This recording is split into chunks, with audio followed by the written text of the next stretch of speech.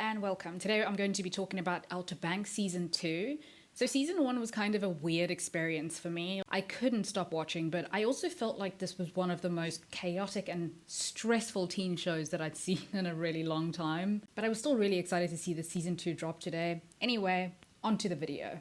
So JJ, Kiara, and Pope have some kind of memorial for John B and Sarah, who presumably got lost at sea at the end of Season 1. But if you remember, they were saved by a couple of guys, so they made it onto another boat. Of course, Sarah and John B aren't safe. Their rescuers see the search poster for him and the $50,000 reward and decide to turn them in. As soon as the Coast Guard or police show up on the boat, Sarah and John B take off running and manage to escape. John B wants to take the gold that he thinks is at Sarah's family home, but Sarah thinks it's too risky and they should lay low because they are fugitives after all, and everybody thinks that John B shot Sheriff Peterkins. There's also a $50,000 bounty on his head, so people are pretty motivated to find John B. After promising Sarah that he wouldn't do anything risky, he ends up sneaking away and breaking into the house. While he's gone, Sarah gets taken. He eventually gets to where she's being held, and she decides to offer up the gold that they do have in exchange for their freedom. But when that's not enough, John B tells the guys that there's more at Sarah's family home, and they take the guys there. Meanwhile, back home, after getting a message from John B that him and Sarah are alive and safe, the rest of the Pogues are trying to clear John B's name. They call the one guy who saw that Rafe actually killed Sheriff Peterkin and not John B, and Kiara tells him that the truth will come out. Gavin then, freaked out, calls Ward and tells him that there are some people who are onto him, and he tries to extort Ward because obviously the personal cost of keeping the secret is getting too high for him. Ward also gets an alert that someone is on his property in the Bahamas. We know that this is John B and the guys, but yeah, things aren't going great for Ward right now. In the Bahamas, after a stressful standoff with security, John B and the guys manage to escape, but John B's broken promises and being on the run seems to be wearing on Sarah, and honestly, I'm surprised that she's still sticking around. Ward eventually shoots Gavin, who is turning out to be way too much trouble for Ward anyway, and Pope catches it all on video, but he eventually drops the camera in the rain, so that's kind of a bust. By the way, Ward goes to Rafe and asks him to help with Gavin's body, so this father and son duo just has bodies kind of starting to pile up between them. Kiara, JJ, and Pope are all still on their mission to clear John B's name, and she ends up almost drowning in a sewer, but she does end up finding the gun that was used to kill Sheriff Peterkin. Obviously it was Rafe who switched on the water to drown her, so there's another attempted murder there, by the way. They tell the sheriff, give him the gun, and the sheriff eventually finds out that the gun does belong to Ward. The sheriff also, up until this point, seems to be stuck between a rock and a hard place. Like, on the one hand, you have a bunch of rowdy kids who always seem to find themselves in some kind of trouble, and on the other, you have Ward, who's managed to hide his psychopathy for the most part, but the mask is starting to slip.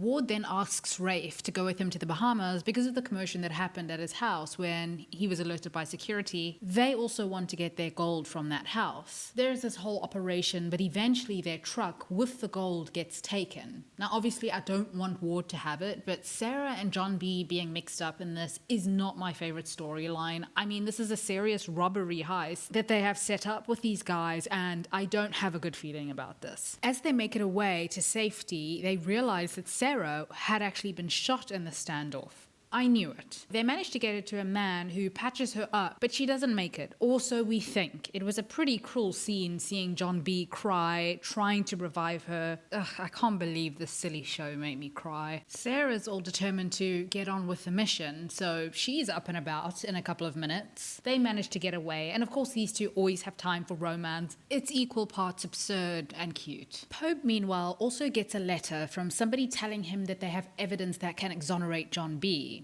He ends up going to this lady's house, and she has a recording of Gavin confessing that it was Rafe who shot Sheriff Peterkin and not John B. In exchange, this lady wants the keys to some treasure, and somehow Pope's family is involved. Of course, Pope wants to help his friend, but he knows nothing about a key, plus this lady is kind of creepy. He decides he wants none of this, so him, JJ, and Kiara escape, and they run into John B and Sarah, and they all escape on a boat, and I loved this scene. Okay, I'm calm.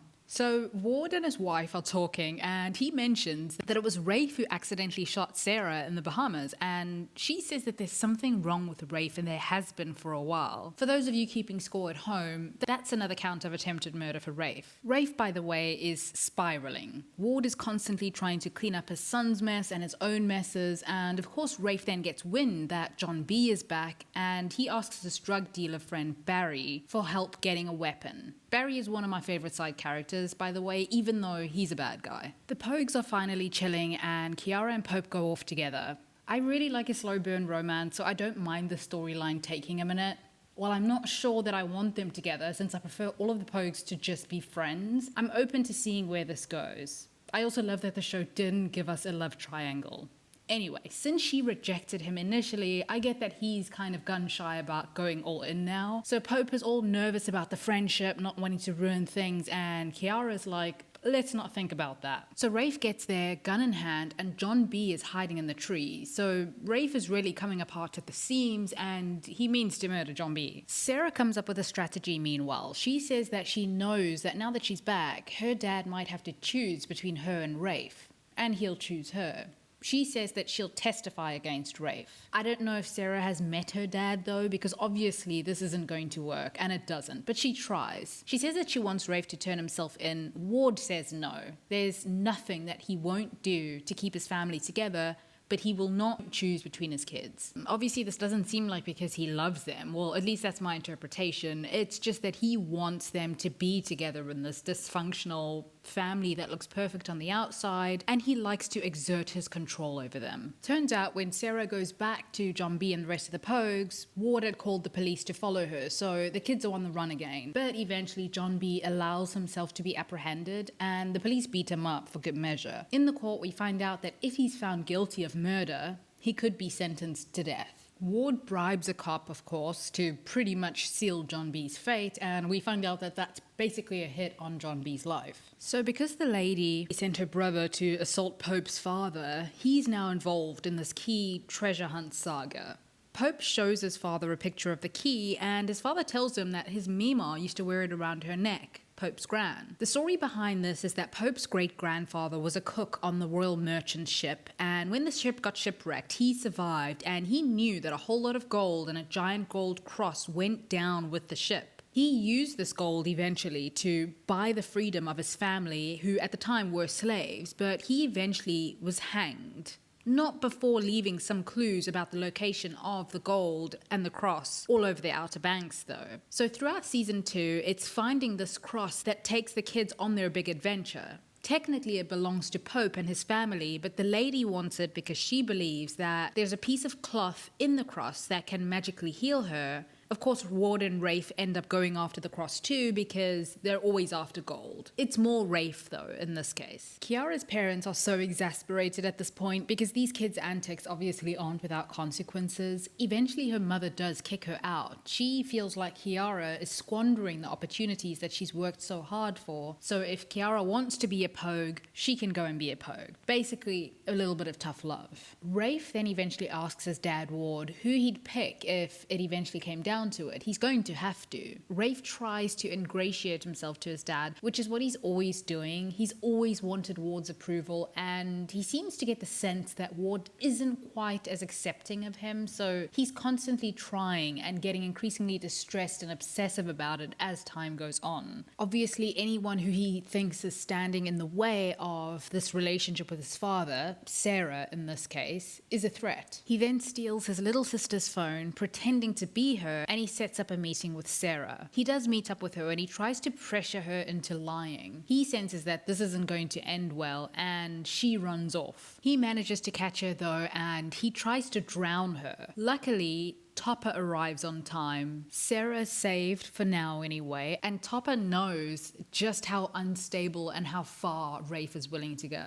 Pope goes to his Mima's house looking for the key, and it turns into a Harry Potter-esque story where the key has a secret message. Well, it's a clue. So the kids were right, and now the sheriff knows it too. Ballistics on the shells match Rafe's fingerprints, and the police move in on Ward's home, and he knows that it's game over, at least for now. So John B is out of jail, the charges have been dropped, and he's reunited with the Pogues and Sarah. Pope and Kiara finally talk about what happened, they're sleeping together, and how perfect it actually was, but afterwards they just don't know how to handle themselves because they've been friends for so long. They agree to just stay friends. I'm annoyed with her because he kind of started to move on from the kiss, and she was the one who initiated and wanted to start the whole thing up again, but she has every right to change her mind, and I'm glad that they could be honest with each other and there are no hard feelings. Pope goes to see his Mima and she's happy to see him, but she becomes a bit distressed when he tries to get her to remember the key. Then she reveals who his great-grandfather was, Denmark Tanny, the man who found that treasure on the Royal Merchant. She wanted to protect him and his family from people who might have wanted to do them harm, so that's why the secret was kept. Eventually the lady and her goon brother show up and they make the exchange, the key for the tape that would exonerate John B, even though he is out of jail at this point. Pope does give her a fake key though. So Ward, obviously rather than be taken in, blows up the boat that he's on with this whole audience of the cops and his family who are watching. John B isn't able to console Sarah in the moment because of his hatred towards Ward, but Topper is there, and honestly I feel relieved for Sarah, but I also understand that John B in that moment was dealing with his own complex emotions over Ward killing his dad and basically making his own life a living hell and trying to get him killed as well. In a video he left for the family, Ward confesses to killing Gavin, John B's father, and he also takes responsibility for killing Sheriff Peterkin. So Rafe, the menace to society, is free to go. Sarah, rightfully conflicted and heartbroken, meets up with John B and says that so much has happened. She's struggling with how glad he looked when Ward died. I mean, it is her father after all. And she tells him that she'd hoped that he'd understand that she lost her dad too, that he'd get what that felt like. She then breaks up with him and she goes to Topper's and asks if she can stay over again, and he invites her to the bonfire the next day after school. So Pope manages to get everybody to school the next morning, and it's nice to see kids in an actual classroom on teen shows. I know there can't be too many classroom scenes, that's not the point, but I remember with the Vampire Diaries, they had some good actual classroom scenes, and I don't know, I enjoy those on TV shows for some reason. One of the teachers gives Pope a diary that belonged to Denmark Tanny, and this just unlocks more clues and information. So everyone's at the bonfire. John B is kind of flirting with a girl, well at least it looks that way, but he's actually telling the girl he's with about how he doesn't think that it's over with Sarah. Sarah arrives with Topper, but she's not happy seeing John B there. Oh no, then John B sees Sarah and Topper looking like they're having a good time. Sarah then goes to confront the girl because she's jealous, of course, and it turns into a whole big fight. Also, later on in the woods that night, the sick lady's brother threatens Pope into giving him the key. Rafe, by the way, suspects Rose of knowing where the gold is, even though Rose told him that Ward didn't leave any information about where it is, and the family's basically in debt. In episode 8, Sarah comes back to the Pogues and tells them that she knows where the island room is. There's a map under the wallpaper in her house that'll help them get to Pope's family treasure. Sarah's sister, who is so underparented by the way, tells them that the lady and her brother, with the help of Rafe, tore off the wallpaper and they found the clues. The Pogues all rush off to the spot on the map. They get there and they see obviously that the lady, her brother and Rafe are already there. The casket that they dig up is empty though. There's no cloth to heal her. Turns out the true treasure was Denmark's wife buried at the foot of the tree. But then they find another clue that says to go to the church. Of course the tide is coming in though as they try to drive over to the other side. John B then gets attacked by an alligator, yeah that happens, and Sarah saves him. The Pogues make it to the church and they eventually find the gold cross, but the lady and Rafe are hot on their trail. Pope then goes into anaphylactic shock after getting attacked by some wasps. Oh goodness, my nerves at this point. He makes it, obviously. Then he totals Kiara's dad's car. I don't understand why they let him drive. They knew he was hyper from the anti-allergy medication. Anyway, they get back to the church, but of course the cross is gone by then. So the lady opens the compartment in the cross and there is no healing cloth. Rafe and her brother decide to just leave her there in some warehouse, but she shoots her brother at the last minute, thank goodness. Because there's no honor among thieves, Rafe leaves her there and drives off with the cross. I don't want to say anything ableist even about a loathsome fictional character, but this lady has been an effective and terrifying villain, and I kind of hope she dies. As the rest of the Pogues are trying to get the cross back, Sarah and John B reconcile. Rafe then locks Sarah in a basement, and then Rose drugs her with some tea and essentially kidnaps her, but obviously John B and JJ are not far behind. Eventually they all end up on the docks where Pope causes a blast as a diversion to try and save Sarah. Sarah meanwhile wakes up and realizes she's out at sea, and she gets out of her room on the boat and she sees her father. Ward is alive. In the final episode of season 2, Ward tells Sarah that he didn't have any other way. He just wants them to all be safe and together and to be a family. Meanwhile, the Pogues are stuck as stowaways on that very ship, trying to figure out a way off the boat and a way to save Sarah. Sarah is rightfully causing problems for her dad. She's locked him in an engine room, and Rafe is wondering what they're going to need to do to contain her because she'll never be on their side. Since he's already tried to kill her, I've lost count, I think twice, and that seems to be his preferred method of solving problems, Sarah is in trouble. Just as Sarah is about to leave, Ward gets free and he tells her that she's not one of them. She's a Pogue. She asks him to just let her go, but obviously she knows now that he's alive and he risks his secret coming out. My goodness, this poor girl having both her dad and her brother try to murder her. John B comes just in time though, and there's a big fight. He stops short of killing Ward, and he holds back for Sarah. Pope decides to sink the cross into the ocean because if he can't have it, Rafe sure as heck is not going to get his hands on it, but Rafe does manage to get it. The kids escape. So yeah, they get away with their lives, but not the cross. But they do end up on an island, and that's the Pogue life, I guess. They have nothing, but they have each other. Cleo is with them, by the way. She's basically a Pogue at this point, and her life is not going to be any easier getting into antics with them, but I actually really like this addition to the group. Back home on the Outer Banks, all of the teens have been reported missing. This show just encapsulates the irreverence of youth, right? In the final scene, the lady ends up in Barbados. I don't know how she's still alive because she was supposed to be dying, but anyway. The big reveal, of course, is that John B's father is still alive, and he asks her to help John B. And that's it, guys. That's season 2 of Outer Banks. There's obviously going to be a season 3, I'm sure of it. So while the show isn't great by any stretch, the setting and all of these adventures, absurd as they are, kind of pull me in. Like, obviously I just completely forget about it once I'm done watching, but while I am watching it, it's kind of good escapism. Anyway, that's it for this video. Thank you for watching.